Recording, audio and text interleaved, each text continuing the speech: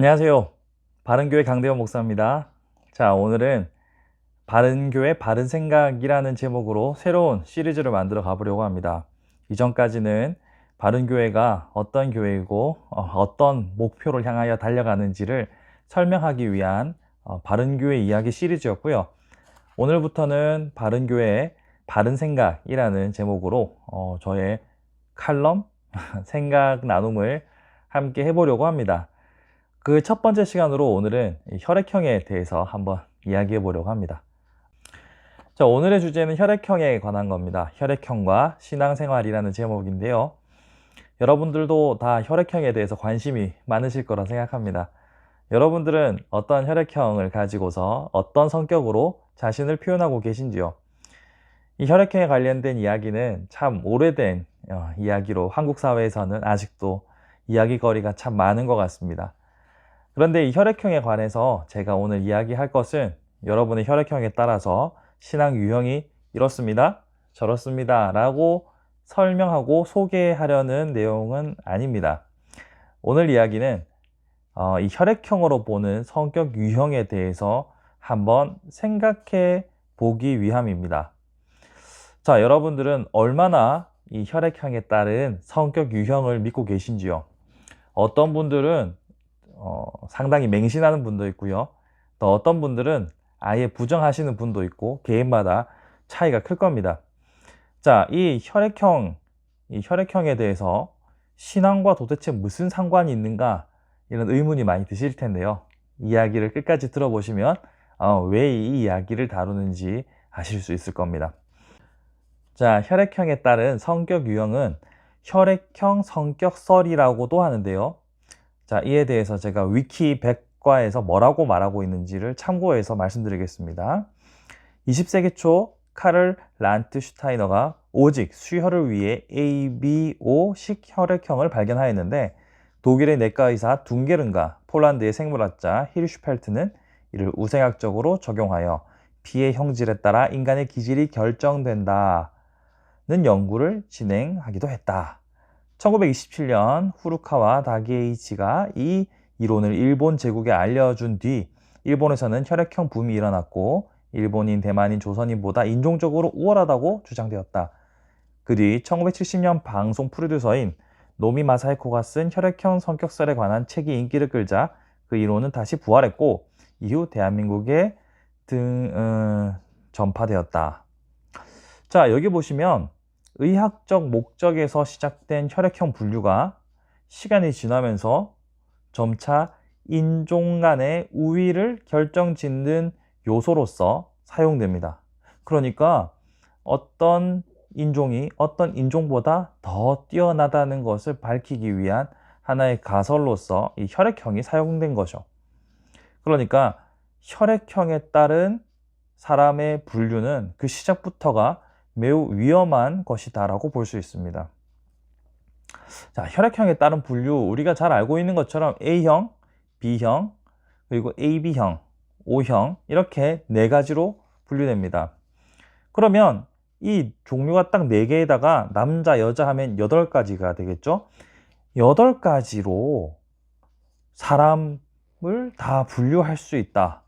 그 많고 많은 사람들을 카테고리로 나눌 수 있다 라고 생각하는 것 자체가 매우 위험한 발상이지 않을까요?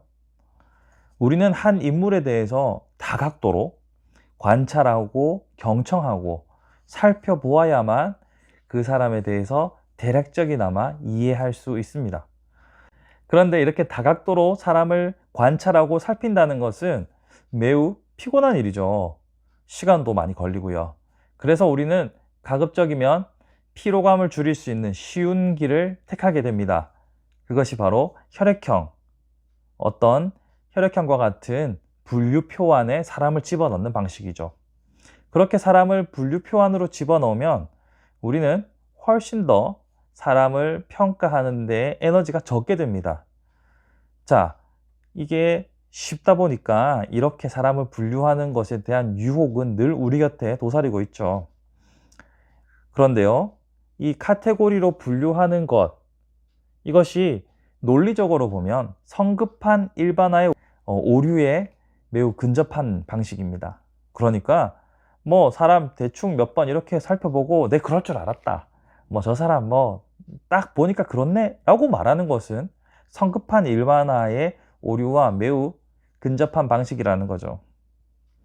자, 다른 말로 하면 복잡하게 생각하지 않고 한 사람을 어떤 색안경을 끼고 바라보게 되는 것을 말하는 것입니다. 자, 이것이 신앙과 무슨 관련이 있는가라고 생각하실 수 있을 텐데요. 자, 여러분, 우리는 많은 사람들과 혹은 적은 사람의 수일 수도 있고요. 교회라는 공동체 안에서 한 몸을 이루어가는 사람들입니다. 그게 성도죠. 그렇게 한 몸을 만들어가는 과정에서 이렇게 편리에 따라 선입견을 가지고서 다른 사람들을 쉽게 저울질하고 규정 지어버리면 그 대상과 진솔한 인간적인 관계도 교제도 불가능하게 될 겁니다. 여러분들이 만나는 사람들에 대해서 혈액형을 먼저 물어보시고 나서 혈액형이 어떻다라고 말하면 뭐 그럴 줄 알았다 이렇게 말해버리면 무슨 대화가 더 진행이 되겠습니까? 나는 그렇지 않다라고 말해도 듣지 않죠. 그런 의미에서 우리는 혈액형이라는 하나의 도식으로 사람을 분류해서 성급하게 결론을 짓는 일체의 행동들에 대해서 주의를 기울여야 합니다. 이렇게 다 아는 것처럼 사람을 짐짓 평가해버리면 누가 마음을 열고 자신의 이야기를 할 것이며 우리가 그 사람의 이야기를 들어줄 수 있는 마음의 여유는 어디에 있겠습니까? 그런 의미에서 혈액형을 통해서 사람을 분석하고 판단하려고 하는 행동은 공동체에 매우 해악이 될 수 있다는 점을 지적하고 싶은 거죠. 여러분, 그런 점에 있어서 우리가 누군가를 인생의 경험이 많든 적든 쉽게 평가 내리는 것에 대해서 결론 짓고 그 사람의 성격 유형을 내가 규정하는 것에 대해서 매우 조심스러워야 합니다. 그래야만 경청하고 서로가 서로의 마음을 터놓고 이야기할 수 있는 공동체가 될 수 있겠죠. 아울러서 혈액형에 따른 성격 분류는 그 구조가 인종차별과 괴를 같이 하고 있다는 사실입니다. 이게 무슨 말인가 싶죠? 자, 보십시오. 먼저 태생적으로 주어진 혈액형에 따라서 한 인격을 규정짓는 것과 그의 피부색이나 인종을 따라서 그 존재를 평가하는 것은 놀랍도록 같은 방식입니다. 물론 혈액형으로 사람을 분류하는 것이 어떤 차별 대우라고 제가 말씀드리는 것은 아닙니다. 그러나 인종을 따라서 선입견을 가지는 것은 인종차별로 가는 길이고요. 그것은 혈액형으로 사람을 분류하는 것과 그 방식이 매우 흡사하다는 겁니다. 어떻게 사람이 혈액형을 선택할 수 있으며 어떻게 사람이 피부색을 결정할 수 있나요?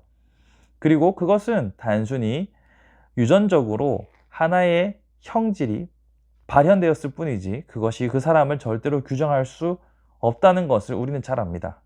한 사람의 캐릭터는 그가 문화와 환경과 여러 가지 복합적인 요소들이 응집되어서 나타난 결과물이기 때문에 쉽게 판단할 수 없습니다. 그럼에도 불구하고 단순히 피부색만 보고 비하한다거나 아니면 어떤 일종의 선입견을 가지는 것을 우리는 인종차별이라고 말하면서 매우 경계하고 있죠.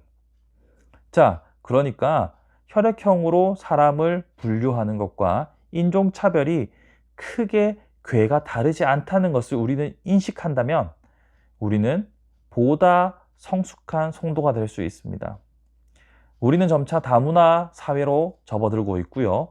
그리고 많은 외국인들을 또한 만나게 될 것입니다.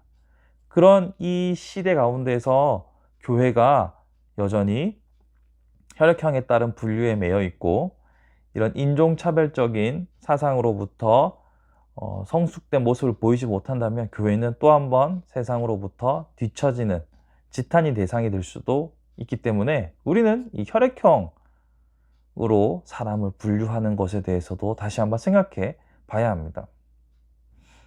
저는 혈액형에 따른 분류에 어떻게 보면 피해자일 수도 있죠. 저는 B형 남자라서 한때 20대 때 많은 집단의 대상이 되기도 했습니다. 그리고 제가 아니라고 어떤 말을 하려고 해도 에이 B형 남자 다 그럴 줄 알았다라고 합니다. 무슨 말을 못 하겠어요.